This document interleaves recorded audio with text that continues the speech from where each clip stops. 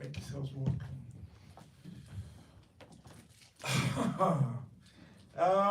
What can I say about this film? It's quite incredible. Right, let's, if you mind, I'll start with Paula because it's Paula who without Paula, this film's not here this evening. And me and Paula have a relationship that goes back to 2013, September 2013, when we premiered. Correct me if I'm wrong. Was it the first film you produced? Yeah, it was the first one I produced, yeah. Okay. Tell people about that and the night itself. Is this mic working? Yeah. It is. Yeah, you can hear it. So that was a film I produced with a director called Jesse Quinones, and it was called Calloused Hands with Andre Royo and fabulous Daisy Haggard. So that was one of my first films and a really special one. Again, it was kind of like a true story about Jesse's childhood, a little bit of fiction thrown in. But it was a really great honour to premiere. I think we opened Buff that year, didn't we? We did. Yeah, Leicester Square. Yeah, we did a big opening at Leicester Square. A few of the people here were at that. Yeah, and it was just really special. And I think for me, Buff is an incredibly important festival that just needs to be supported. And you know, it's always an honour to be able to show a film here. So I'm super happy it's this one because I feel this one feels a lot more personal. Has and I've worked together. Now this is our second one, or third one together. Third one. But yeah, no, it's very important because I think by the fact that we were able to take it out of live action and do animation, it gives us a lot more freedom in terms of casting and having the characters we really wanted. Because to make that as a live action film would have cost a small fortune. But in animation, we were able to cast without having sales agents say, "Oh, that person isn't commercial," and it's a lot of the people who are commercial look the same. Let me say it like that. Now, Has told me earlier not to talk about budget, so you know what I'm going to do.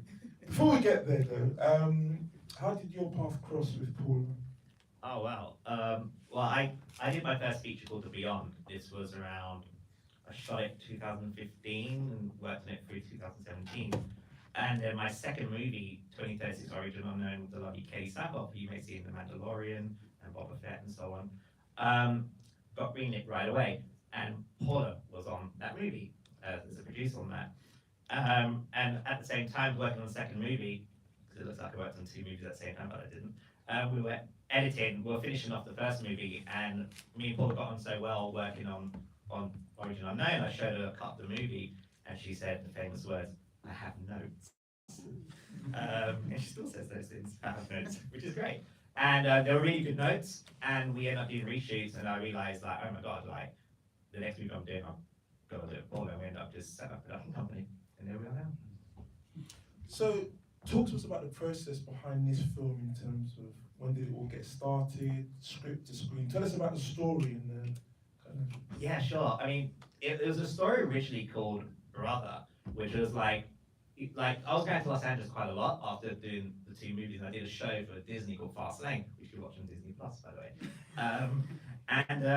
And whenever you go to LA, the executives always say, "What else have you got?" And I had a bunch of ideas, and there's one project I had about these two brothers in a hospital, and it was just a simple one-page outline. And I really wanted to explore the idea of like what a big brother would do for his little brother, whatever it takes. And you realize at the end of the day, the little brother's actually saving the bigger brother. And then we kind of shelved it. You kind of put it away. You focus on other things. And then when we started looking at the next project, we were toying the idea of doing it live action. When Paula put the budget together, there was a lot of zeros. So we're like, we can't do this. But then when the pandemic hit, you know, we were prepping for another movie, right? We were getting ready to like cast for the next movie, and the pandemic hit. And we're like, oh no. And we held it out. And we're like, oh my god, nothing's gonna, you know, stop this pandemic. And how do you stay relevant in Hollywood? Because you gotta stay relevant, right? You can very easily fizzle out, especially as a filmmaker, as an actress, and so on. You fizzle out. So I'm like, and we were using Unreal Engine. So for those of you that know, Unreal Engine is a video game engine. They used to make games like Fortnite and a bunch of other video games. And we were using it to do previs, which is blocking out the shots on the computer for our third movie that we were planning. Had so much fun working on Unreal. And when the pandemic hit, I'm down to Paula like, well, I want to do an animated film. And Paula was like, well, if you're going to do an animated film, you've got to find a story that reflects the medium of animation. And we kind of both looked at each other like, what about that crazy script that we had, Rift. And then we brought this writer called Stavros Pambalis on board, and my head of CG, Andrea Tedeschi, who couldn't make it here today. Me and him kind of put together a test sequence, and we showed it to Paula, and Paula was like, yeah, this could work. And then from there, we brought the writer on, we did like, how was it for Paula, script development? Seemed like forever, but. The script was nearly ready, but Right. it was mostly convincing a few people, and some of them are here, because we made this, and we're not gonna talk about budget, but there's a lot of love, and, we tried to give people some net points and stuff like that, so it took a while, but it took a while to put together the right team that could really make this happen the way we wanted to, and give Has complete freedom to do what he wanted. So, we had a few investors, we put our own money into it, and, Jane came on board because she was in the Beyond, which was great. And the guys from SoundNode came on, and, just everyone was incredible. And that's what made the film, really.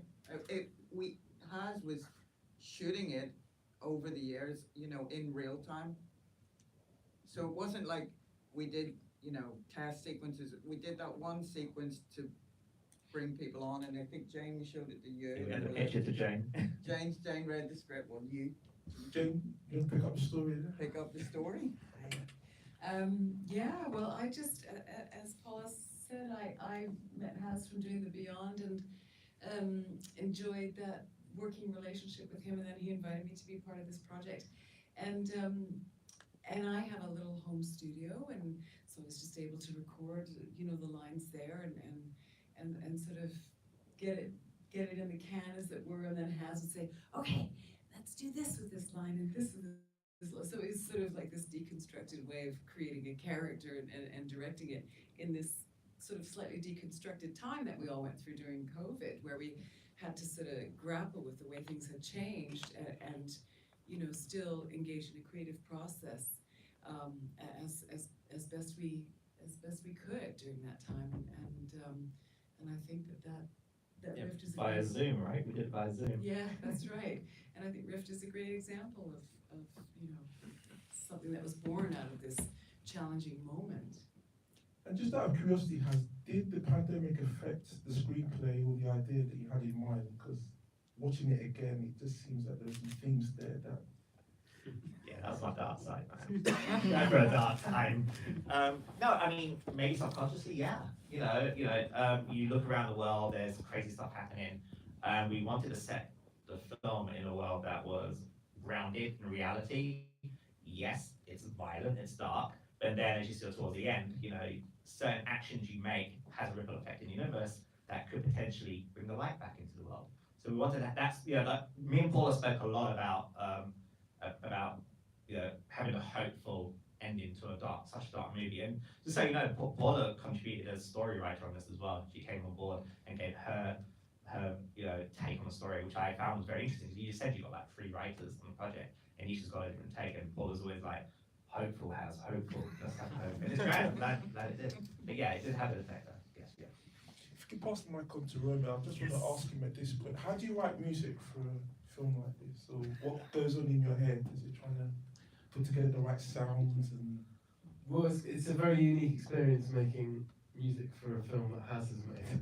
It's not the same as making music for other people's films. And I realise this is a moment where I should probably talk about the thoughts I had and why I did music. But actually, probably a better way of using this moment is to sort of focus in on the thing that drew me to it in the first place. Not only as a film, but as if you look at the history of cinema, there's certain moments where new practices or new approaches come along that completely change the way we perceive reality, right, or the way we perceive film, and they don't happen very often, right? Like you can look at 1960s Nouvelle Vague, like Goddard, that turns into Scorsese, which turns into what we think of as American cinema. Or whatever. There's the handheld, the way that you use the camera dictates a new way of storytelling. And as soon as I started to find out what Haz was doing, and I don't know how familiar all you guys are, but what you just watched was 10, 15 years ago, Pixar would have taken about $100 million to make that. But then, and with that comes this other pressure because they have to have an idea and then you have to go to the studio system. This was like Haz, a laptop, and probably what, 11 people? Yeah, we went up to about 11, yeah. 11 people, right? A feature film with characters, with stories, with complex parallel universes, sound design, all that kind of stuff. As soon as I saw 3 minutes of it, I was just like, please let me write some music for this film, because I just thought he was doing something really interesting. And I think that was what I was trying to do with the music, was that if he was pushing himself that much as a filmmaker, then I had a responsibility to push myself as much as a musician or a composer. What about the process though, like of the late nights we'd have conversations, like 2 a.m. calls like on WhatsApp? I'll show you. I'll present two stark comparisons. Right. Occasionally, I get asked by like Dior or Givenchy to make 30 seconds of music, and you think, oh, that'd be great. It's an advert. It's quick, and it's the worst thing you can possibly do with your life, because you present. Trusting. Huh? That's trusting. You present an idea. Please edit that Literally, out. as a musician, is the worst thing you can do. You present an idea, and they go, oh, I don't know. Well, it could be that. Oh, I don't know. But I don't know what I want. You don't know what you, no. With Haz, it's completely different. Like, I would say, I think we could pursue this thing, and Haz would just say, go for it. Run with it. See where it leads it. But also, know to sort of block it off if it went overboard. So yeah, it was an exercise in pushing yourself to the limit, but then also like everything had to serve the film. And how quickly did the music come together once you're having those late night conversations? When did you Well, originally the plan was I would give Haz some music I'd already written, Right. and then I was like, I can't do that. I'm gonna write some music for this, so I started writing some music for it. And then Haz was like, this is great. And then he was like, oh, we haven't got much budget. And I was like, it's fine, I love it.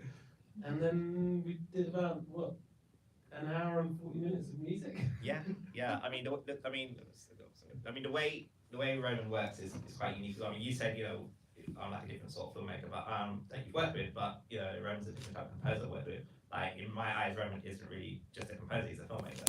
You know, and the relationship you have between a cinematographer, the director, and you know, especially the music composer, you know, it's very important. You know, sound makes up just as much as the picture.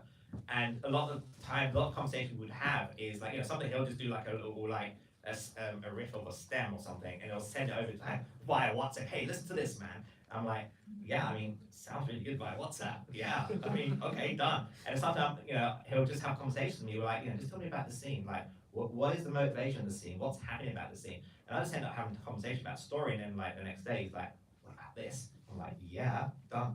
So it was a very interesting process, because usually on other films you do like rounds and rounds and rounds of revisions and tweaking the levels or knocking the hi-hat out and all of that. For this, it was like I was a fan, you know, because like Roman is part of a band called Mirror Shot, and I was a fan of the music. So for me, it's like being a fanboy or working with one of my favorite artists. So it helps. And was Ace a fanboy as well? Ace, how did we get together? So we got together via LinkedIn, and it was one of those things where I saw Haz doing stuff, and again, coming from an actor's background and in motion capture as well, I one of the things I wanted to do, and I don't know why, it's mostly just probably got to do with the way that Haz is just doing stuff, and I like people that are trying to do things that are outside the box, you know, doing things that in there. And when I've had conversation with him and I see what he does is similar to what I want to do. It's like, we can't find a way, we're gonna find a way. You know what I'm saying? I'm a one-man band and I'll find a way to do it, and along the way I'll pull people on. And I've seen Haz, you know, the stories that he's told me and everything about how you have the idea and he'll go with it, and he'll find the way in the way. And he's not gonna take, even if he can't get a team to together there and then, he will still find a way to do it. So when I saw basically things from LinkedIn, and one of the things that I said, how can I work with Haz? And I remember, how can I work with Haz? And I remember, and when I bought my XN suit, I buy one of my XN suits, and I had it, and I obviously, the XNs that I bought was the industry standard. And I was like, okay, I'm one of the only actors with these suits now.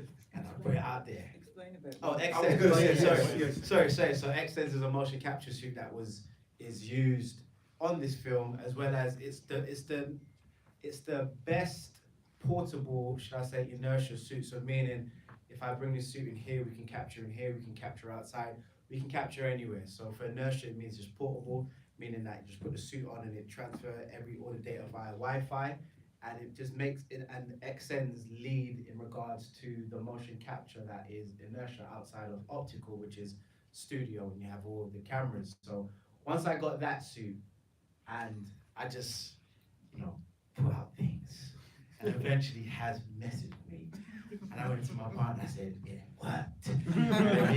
And then from then it's basically, that's how we started working, and that's how Paula came down, used my suit, done some stuff for them, and then we've done about 2 shoots together. And again, it was just one of those things where I enjoy being a part of something that is going beyond what is normal, or doing something. So when he told me about it being orchards and characters and build practical effects or VFX references and stuff. So when he was talking about that and talking about making it audience, and he's doing it, and it's also gonna have a game with it, and I'm like, how many people do I know personally that makes a film and then they're gonna have a game running side by side with it? Even if it didn't happen, the fact that he was planning to do it and he did make it happen is the type of people I like to be around with, because it's inspiring. You see somebody doing something that you think, not that it's not possible, but you just don't think it's a one-man band. Sure. You see what I'm saying, with the team as well. But the way he came across, so that was the reason why that, and being able to give him more. And again, the XN suits for me was, I wanted to be able to offer it, because I wanted to be able to offer something more than just performing, because there's loads of actors. There's no doubt about it. There's many actors.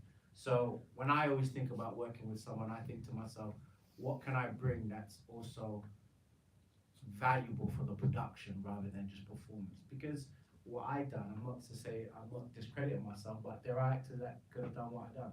But how many actors can also now bring their own motion capture side with it as well? And then now I can be like, okay, well, if you need it for something outside of that, let's do. Do you understand what I'm saying? So that's how I think.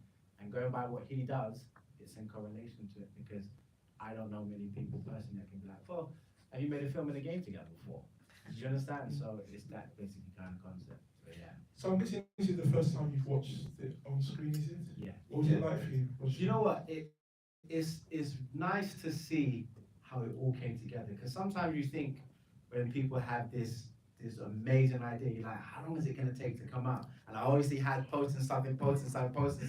So to be able to actually watch it and be like, right, he actually put all of this work with his team to make something like this, and I've seen clips of the game as well. It just makes me again, it's inspirational, because it wasn't just about the animation, you know what I'm saying? It wasn't just about, hey, we've done something in Unreal, well, we've done something in Unreal, which for some people is enough. And, we know that. You could do something great, and it doesn't have to have a story, but because, you've got so much things going on, people can be happy with that. But he actually took time to give it a story. Him and the team actually took time to actually give it a story, not make it be like, okay, yeah, it's a multiverse, and this kid's going here and that, and here you go. There's actually a story. There's a beginning, there's a middle. You can see how it's changing from each time and everything like that. So to see it all put together, and to see that the story matters, even the sound, which I know the sound was going to be great anyway, but even the sound and the music, I was like, oh, this Haz is not playing around. He's not playing. This is, and that's what I enjoy, because sometimes you can get caught up in the fact that because you're doing something different, you take away from the quality of certain things that really are important. And with animation, some people can be blown away just by CG and animation. True. You could just be blown away by that, and the story. That's why most of us as adults, there's not really that many bad Pixar films, because when you look at back in those days, you look at them, you're just thinking, oh my God, they're making this toy movie, they done all of that, why? Oh my God. But he still kept it, okay, I've done the animation, and okay, I'm gonna make sure there's still a story to it, you see what I'm saying? So it was good to see it all put together. If you could just pass it on to Paula. I'll ask you a budget question now.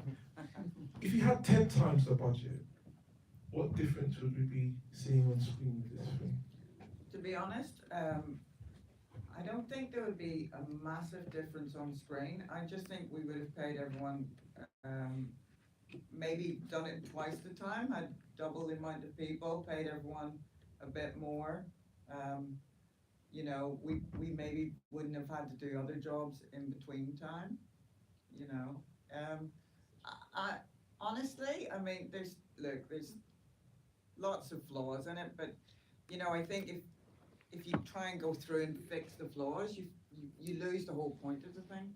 There's something for me that is so beautiful in its imperfections that, you know, I mean, if anything, I would probably take a little bit of the crazy fight stuff out of it.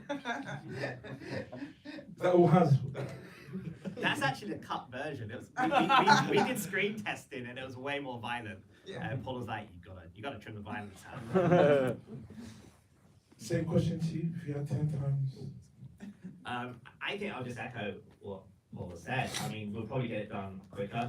I don't think I would change anything with the story. I think, you know, we worked really hard right towards the end of the story. We'll probably just have more people on.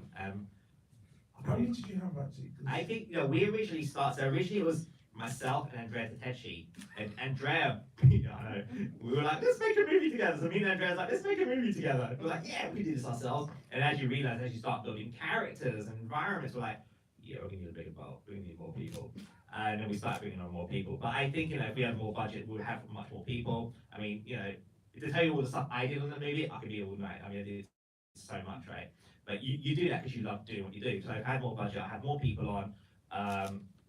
Yeah, we just grabbed the team up, really. I don't think we'd change the way, I mean, just echoing what Paula said, you know, having those imperfections is kind of what makes animation as a medium work so well. You have those imperfections. And also, if it was too perfect, you know, it would become uncanny valley. Now, one of the things I remember working with Ace, and Ace made a really good note, like, you know, everything should be quite heightened because people don't want to see a realistic motion human being on an anime character. It feels weird, right? So I remember Ace was like doing all these really like strong like movements, and I don't know how you do it, right? You must work out a lot. But it was like doing these really cool moves, and it really helped us in animation.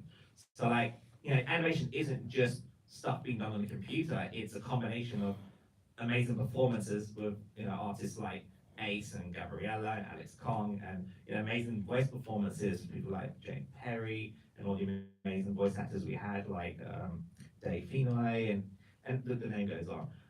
Cade was a young kid, by the way, who was just phenomenal. And by the way, just a quick fact, do you know how we cast the kid? Basically, it's like, how loud could he scream? That was the casting, and he was the loudest one. And I'll just jump in because there is one thing, and if you noticed on the credits, there was an awful lot of tech sponsors. So I think when we talk about budget and money, the budget was small, but Has, because of everything that everyone said about working with Has, he has a lot of really valuable tech sponsors. So if you were to monetize the sponsorship, you've got at least 200,000 or 300,000 just in tech sponsorship there, probably more. But so, you know, that can't be underestimated. If you don't have money and you've got a fantastic idea, try and get the tech sponsors. We couldn't have done it without them. Sure. And just before I throw it to the audience, in terms what you said about the imperfections, is that something you were bearing in mind in terms of where it goes from here in terms of distribution? Is that something that you think the likes of a Netflix say would pick up on? No, not at all, not at all. Like, if you look at a lot of animation, like, if you look at Castlevania, which is this amazing series on Netflix, the animation's not even as fluid as that. I mean, that's the whole idea of animation. It's all about the frame, right? It's all about the art. And the motion just kind of heightens that motion, you know, that scene. But like, for us, we had a rule, and the rule was progression over perfection. So we wouldn't, like you said about Pixar films costing so much money, right? The reason why is that, we have like a bunch of artists who spend ages getting that perfect tree, and then someone goes and motion blurs it, right? Whereas what we do, we're like, no, just get the tree in the shot. Doesn't matter if it's the wrong colors, get it in the shot. And everyone had that same mentality. So when you have that same mentality, you end up creating much more output, and you become much more subjective when you look at it on the screen. Like, actually, you know what, that tree is okay. We don't need to spend 10 days on that tree. Whereas other things we should spend more time on. So, yes, we use a very non-conventional way to make an animated film, which is a video game engine, but we also changed the way we thought as artists in terms of the way. So that's what I mean with the imperfection. Like, it's fine, move on. The most important thing is getting this shot right or this scene right. Okay, at that point, I'll throw it to the audience. I'm sure people have got comments on what they've seen, what they've heard so far. Who would like to kick us all off? Right, I've got a mic for the gentleman here in the hat. Nice and loud, please. Hi guys, congratulations everyone all involved. It was a great film. I've got a technical question. I watched your panel at RTC. You were talking. You slightly brushed over the idea of how you did your shading, and I just wanted to dig a bit deeper into that. You were talking about how Unreal Engine is essentially designed and moving towards photorealism, whereas photorealism doesn't really help much when you're doing something animated, more cartoony. And so I guess it's a two-part question: how you went about your shading from a philosophical sort of setting, and also from a technical standpoint, how you went about that. Yeah, great question, really good question. In fact, what the interesting thing is, to answer your question, is firstly, a lot of people ask us what's the hardest thing in this movie. It wasn't the animation, it wasn't putting the film together so much, it was that, what you just said there, shading the look. When we first started using Unreal, everything was photoreal. It's what you call photo-based rendering, right? So everything's striving to be photoreal.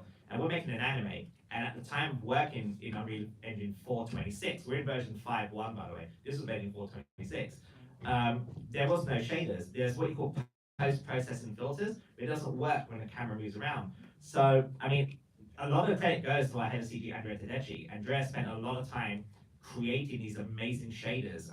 It's some magic he does, but we watched a lot of anime, which is a great excuse. We watched tons of anime. We looked at things that worked, and we realized that a lot of it is how the reflections on the eyes. So we literally created our own cell shader system.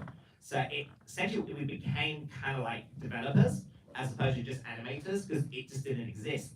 And then when we showed it to Epic, Epic then gave us a mega grant, which helped with the financing of the film, because we were doing things at the time which Unreal wasn't really doing, which was we're trying to make a cel-shaded movie that still have 3D cameras and 3D motion. So, that's a combination of philosophical and technical, but the technicality is we built everything using blueprints inside of Unreal, and the shaders were a combination of using Reallusion iClone. I'm not going to get too techy, don't worry. Reallusion iClone, which is an amazing software, Adobe Substance Painter, and then just tons of layering and layering of shader work to get it right. And it's a combination of lighting as well. We had to change the way we light in order for the shaders to work. Otherwise, you're just not going to get those hard edge lines. So it was, the funny thing is, it took us 8 months to get the look, but the interesting thing is, it didn't stop us from making a movie. So we were we're 50 minutes through the movie, and Paul was like, yeah, this looks great. I'm like, no, it's not ready yet. And then we changed the shader, and we were able to change all the shots. And because this is all done in what you call final pixels. For those who don't know, final pixels means straight out of the frame. So usually when you make an animated film, you render in passes. You have the body separately, or the character separately, the background separately, the effects separately, then you composite it to make the shot. None of that happened in this movie. In this movie, it was what you see is what you get. So when we see it in a frame, we rendered it out as high quality 4K EXRs, and that's what we got. So we were able to go back and re-render stuff on the fly, and that's how we kept updating the shaders. So you actually applied the shading quite a ways into production. 100%. We knew we couldn't nail it, but we couldn't wait to nail the shader. We had to get the movie going, and that's where the progression over perfection comes in. Paula needed to see it. We needed to do screen testing, which is very important. Some of the first early screen testing, the shaders wasn't even as close as that. But to us, it was important to making decisions on story, pacing, beats, and so on. I was already scoring it. Yeah, you were already scoring it with the early You shaders. never get that in a film. Yeah. Right, thank you. Okay. who would like to ask this beautiful panel a question? At the back there. Yes, at the back there. Please hand up. Nice and loud, please, sir. Thank you. Hi, great job, everyone. This one's for Haz specifically. Watching this film, each shot start and ended very intentionally. So one thing that I really loved was transitions, you know, from one scene to the next. And I kind of wanted to pick your brain and hear your process on, was that something that you imagined when you were writing the script? Or is that something while you were working in the engine where you're like, hey, this could be a cool transition? Yeah, another good question. I'm fine here. Thank you for that question. I did promise good question. Yeah, you did, yeah. Interesting thing is, you know, usually when you make an animated film, you storyboard it, right? I can't draw stick, I'm the worst drawer. Like my partner may tell you, I draw bad matchstick, man. So the beauty about real time is you can go in and start moving the camera around. Even if your characters aren't animated, you start blocking stuff out and you start putting stuff in an edit really quickly, even if they're just like T-pose, no animation, right? And then through there, you start to realize how do I connect this shot with this shot? And we didn't want to do cuts because the ethos of this film, like the analogy is all about time. And we wanted to show how visually, how could you depict time? And we love the idea of transition, going from one thing to another, you know, whether it's from one location to another or whether it's from one time to another. We wanted to show that time's all interconnected. So that actually came up during editorial. There was no transitions in the script or anything like that. Cool, thank you. Yes, the lady at the front here.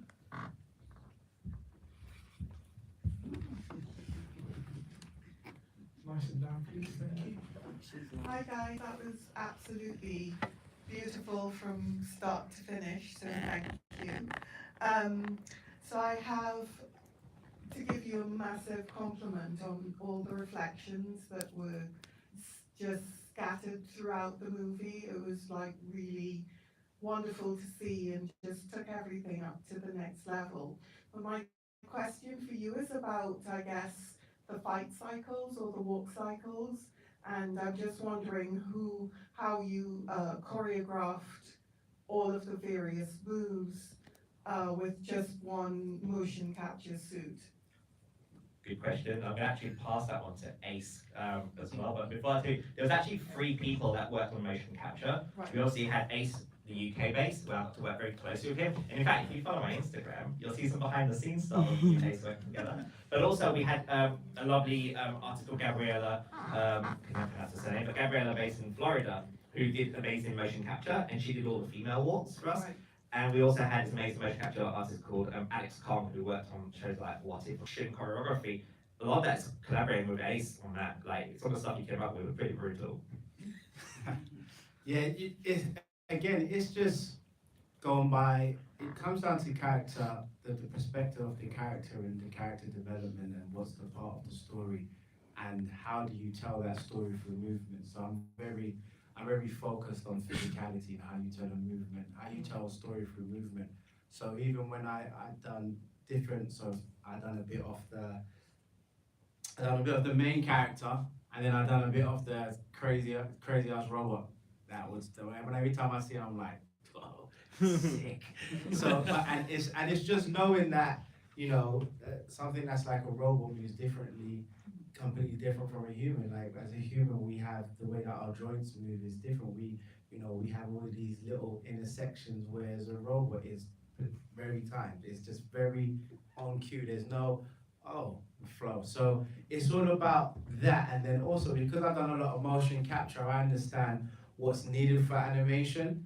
And again, as well as I use a lot of my knowledge from motion capture from video games. So I do workshops in regards to video games. Understanding what's needed for an animation is different from what's needed in real life. There's certain ways you have to do, you know, walk cycle. I have to walk in a complete straight line from start to end so that someone from the team can loop that move and they can make it walk over and over again. So you have to understand that when you're dealing with animation, because the thing about the actors is about working with the team that are dealing with animation. Unless say, you know, there wasn't an animator on board, it was just me and Haz and Paula will come, and then we also had another actress as well on the second shoot. And it's just understanding that I know that, at least, like I said, it's all about that value. So at least when I came with my mocap suit, it wasn't like, hey, I've just got a suit. I can understand to him, okay, for mocap, you know, some of the things that will work is this, because in animation, it's like, okay, if we put the suit on and, you know, as a normal human being, you might just stand there and just talk like this, you know, how you doing, da, da, da. But in animation, when you see it, when you're very like this, it just looks still. So sometimes you have to just exaggerate the movement at specific points to make it look like the body language is also telling the story. So movement, and even fight-wise, it was a thing where he would just tell me what it is that we're doing. And sometimes you might, Ace, just freestyle. Just go and freestyle. That's the best one. You know, just go freestyle. There's many people coming in, and I'd be like, okay, this guy's coming over there. Okay, duck over here, and you just acting in it. And of course, not every single thing makes the shot. He has to then choose to be like, because I could watch it, I'd be like, oh yeah, I remember doing that flying knee.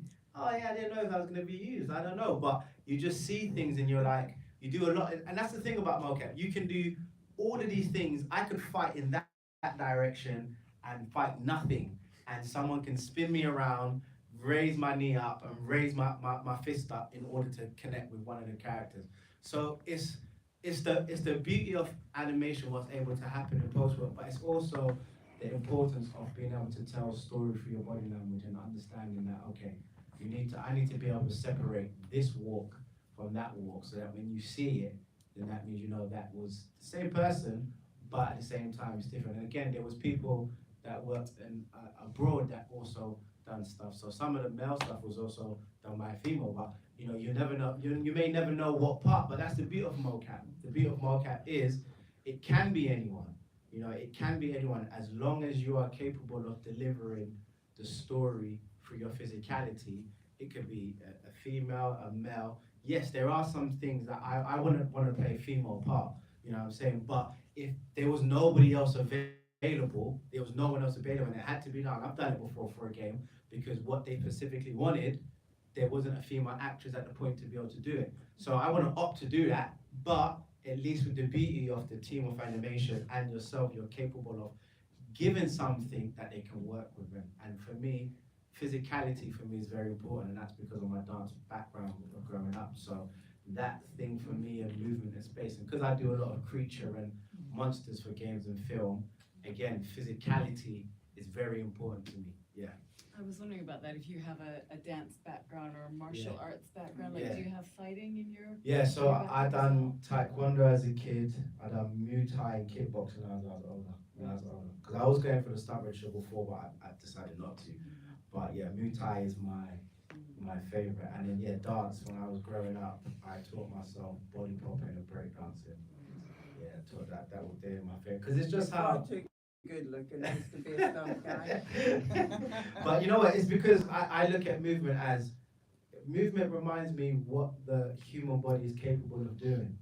You know, I watch some certain things of people doing breakdance and stuff, and I think, wow, look how the body was capable of taking that impact. Or breakdancing is actually, you know, there's always breaks, but because the way it's put together, it looks like a dance. Someone can have a pause, but that pause is actually a dance move, but it's actually a pause because I might be taking a break, but you never know. So it's just putting all of that with acting and being in the moment, because again, we were shooting, it's not like we were shooting where we had, you know, all of these props and everything. It's very something similar to this, just more space, and we had to now still visualize. Remember, I didn't see animations and everything back then. And so it's just like, you still have to get into it, and the best thing is that when the director knows what they want, that's the best thing, when they know what they want. You had a Nerf gun as well, though. You bought some Nerf guns. I bought, yeah, because I'm someone where, again, when I shoot, if somebody needs something, and I'm not a person that can, you know, make stuff, but I would do everything I can to help with the reference. So if there was a character that was heavy, I might have my engineer make some practical effects, or I might wear 20, 30 kg vest just so I can get that motion. So it's all about creating that physicality as well, and just being able to work with it and take direction and be able to improv. There's a lot of improvisation. If anyone don't know improvisation, just working on the spot and just using your creativity. So yeah, that's a long answer to a short question. So just out of curiosity, how do you democratize these processes in terms of what you're talking about and Unreal Engine? For someone that's seen this and wants to get into this world, what's kind of the first baby steps you need to take before you start getting into these? Really simple answer to that. Just literally download the tool. It's free. Yeah. Okay, I don't work for everybody, but like literally, it's free. You know, the fact that it's democratized in a way, like back in the day, you needed to spend thousands of pounds or dollars with expensive equipment and so on. You can just download that for free. You can look at the tutorials. I mean, there is literally no excuse for you not to actually do something these days. The thing that you need to have is the drive, and also the team that you bring on with you, and that team has the same drive as well. You know, we had an amazing team. We had people like Sam Robello, Mark Cheng in the States. We had Robin, we had Miles, and I can go on. And all of these guys, they just brought so much drive to the project because they did the same thing. They downloaded Unreal and started learning it. And you know what, this is really cool. So yeah, you just any one of you guys right now could go off and make a movie like that if you wanted to. You know, there is nothing stopping you. There's no barriers in terms of technology or access or anything like that. The barrier is so low, if anything, non-existent. Anyone else? Yes. Nice and loud. I've got a question for Haz. What did you learn on this film that you will take into the future? Oh wow. The virtue of patience. I think there's a lot of things I learned. I think the thing that I learned was technology evolves very quickly. Like when we started doing this, we were in a version of Unreal, which was very basic to what we have today. And the other thing I learned also was like sometimes, yes, you have real-time technology, which could give control freaks like me like ultimate power to change everything. But sometimes you kind of want to use that power to empower your other artists. And as we got through production and started to realize, oh my God, I want to give more to these artists to come up with things. And it kind of made me get out of my comfort zone. Because usually when I do live action, when I direct live action, especially feature films, like the director is the person that has to make every single decision, and it's all on your shoulders. But something like this is so collaborative, and I learned really much more on how to collaborate with artists much more. You know, whether it's voice actors like Jane, who's given her thoughts right through to Ace and working with Roman and so on. So I think the big thing was as a director, I was able to learn much more about collaborating in a much more visual medium. Okay, one last question before we wrap up.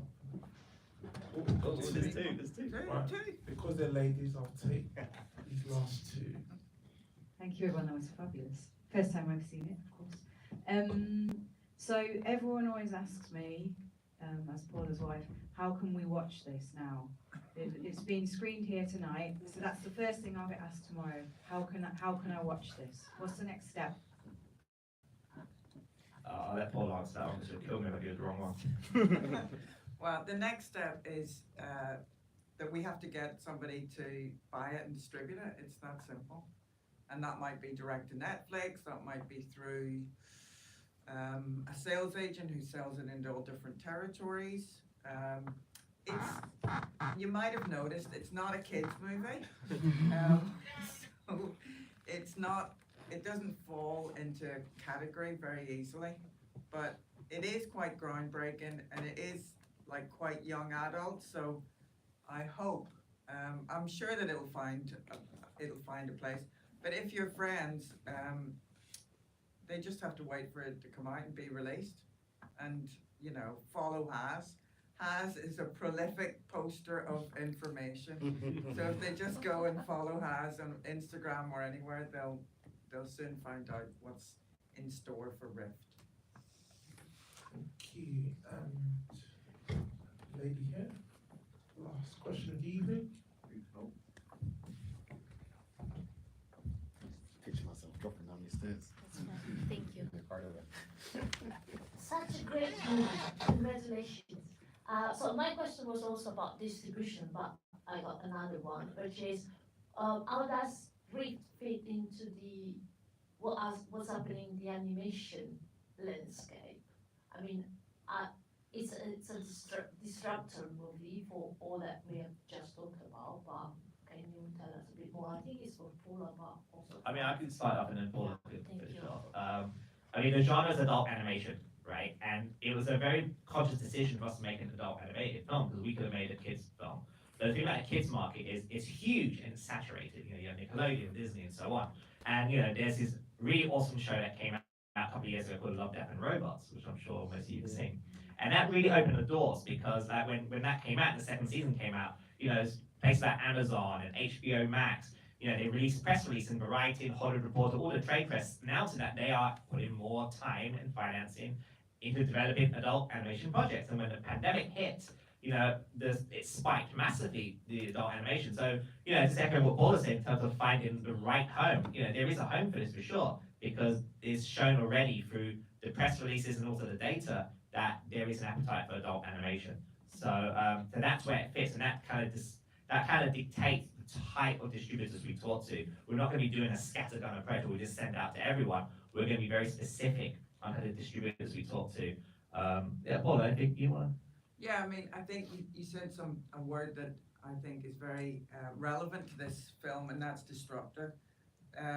Whenever we were in Stuttgart at an animation market, and a lot of the other production companies who are making feature animations and TV series, you know, they looked at it and they were like, oh, yeah, it looks great, but, you know, of course, it's, what we do is a far higher quality and blah, blah, blah. And I think it was really interesting for me because what they were basically saying was, I mean, most people are familiar with typical kids 3D animation. You know, it's not photoreal, but it's definitely a lot slicker than that. But it's all kind of looks the same. And whereas what we've done is we've taken a little bit of that process and methodology, and we've given it a Hazimation look. And what you're seeing there is a look that I'm sure we're going to evolve and hone even more. And I really think, will this be a big hit? I don't know. But what I do know is this really frightens all of those production companies out there. They look at this and they go, how can these guys do this? This scares us. And I think that's the important thing that we're going to build on, because we want to get people a bit afraid of what we're capable of. And we want other people with different voices. Like the most important thing, yes, I think, is to say to people, you can do this.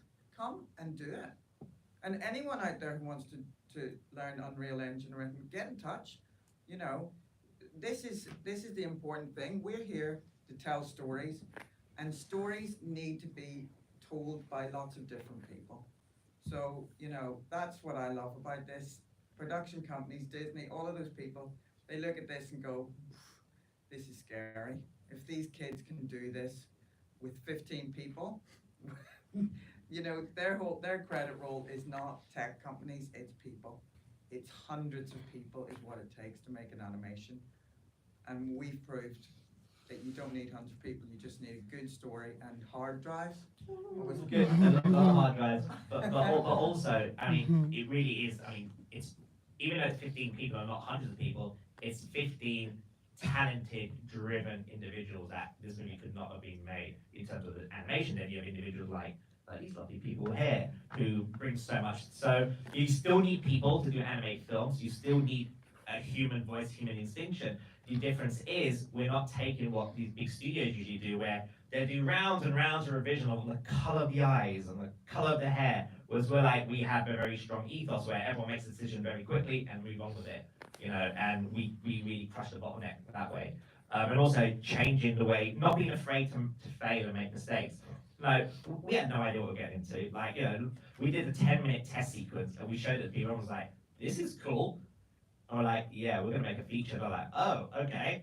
Like, at any point we could have easily backed out. And there were moments where, like, you know, me and Paula were like, what are we doing?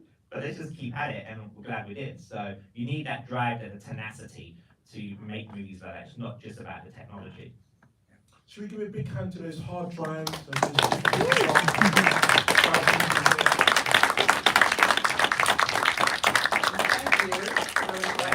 you.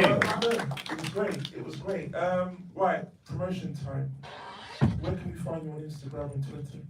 If you go to hasmation.com, you can find all our all our works, all our test sequences, projects that we're doing. You can also find me on Instagram, so called Hasdazzle, it's another story for that name.